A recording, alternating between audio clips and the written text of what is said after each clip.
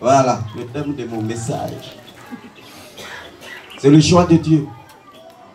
Vous voyez ce qu'on a lu. Un monsieur qu'on appelle Isaïe, il avait 8 grands garçons. Et tu vois, quand Dieu a rejeté le premier roi Saül, il va choisir quelqu'un, donner notre roi pour remplacer le roi. C'est pourquoi chez nous ici, on dit toujours, quand Dieu t'a choisi, toi, dans ta famille, pour une œuvre de grande envergure, tu dois tout faire pour éviter le péché, quel que soit le péché, sur toutes ses formes. Principalement le péché sexuel. Il y a des péchés quand tu fais, quand Dieu enlève sa main sur toi, c'est fini. Quand Saül a été rebelle à Dieu, c'est où? Ouais. Parce que le prophète lui a donné des recommandations, il a failli.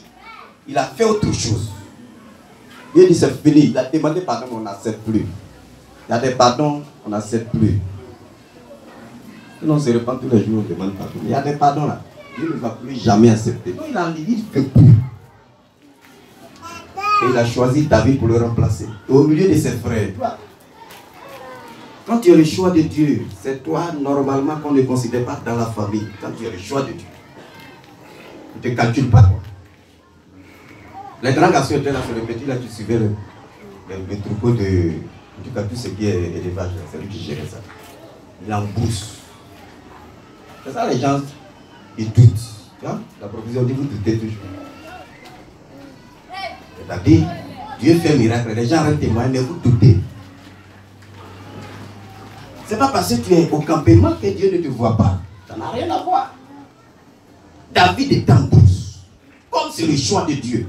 Ceux qui étaient environ de la prière devant Dieu, Dieu dit non. Si tu n'as pas le choix de Dieu, ce n'est pas lutte. Tu n'as pas le choix, tu n'as pas le choix, c'est Dieu qui choisit. Là, on ne peut pas poser la question à Dieu pourquoi il a choisi un tel. Non, ce n'est pas notre problème ça. C'est que Dieu l'a choisi. Mais quand il t'a choisi comme ça, il faut éviter le péché. Est-ce qu'on se comprend? Ce que vous ne savez pas, tout péché sexuel, c'est-à-dire quand tu couches avec quelqu'un illégalement, c'est-à-dire tu n'es pas marié avec Dieu, tu couches avec quelqu'un, tu fais un sacrifice humain. Il faut dire Amen. Amen. Tu me comprends? Quand tu couches avec quelqu'un illégalement, tu fais un sacrifice humain. Quand tu es marié légalement, que tu vas être ta femme, c'est le sacrifice du Seigneur Jésus.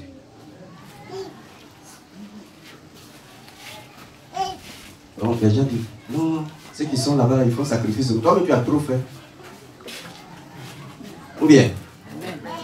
Ou ce qu'elle dit là-bas, compris? Quand tu pêches sexuellement, c'est un sacrifice humain. Tu as tué quelqu'un. C'est ce que Dieu dit. Et c'est vrai.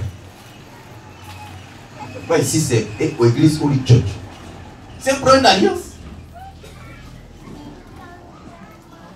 C'est un problème d'alliance. Et tu dois respecter les clauses de l'alliance. Moi, quand Dieu m'a appelé là, je ne voulais pas. On a traité. Dieu dit, ouais, il ne met pas les outils.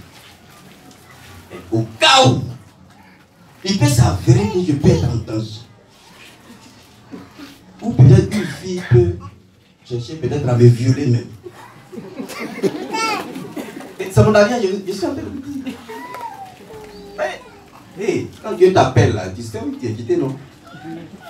J'ai dit si c'est le cas, c'est-à-dire là même où l'engagement va commencer, Seigneur, que cette personne tombe dans le coma, vous vous retrouvez là-bas, vous gérez. Si c'est bien qu'elle se réveille, elle se réveille. Si c'est pas bien, prends-la. Là, moi, ça me sécurise. Ou bien, j'ai dit ça à Dieu. La première clause de mon alliance, c'est ça. Deuxième clause, l'argent. J'ai dit, j'ai donné 50% de tout ce que je reçois à Dieu. Je vous dis ça. Pour que vous sachiez, on n'est pas là pour jouer. Je donne 30% à mon père spirituel. Les enfants spirituels qui sont dans le besoin, les autres 20% et même plus des fois, on les gère.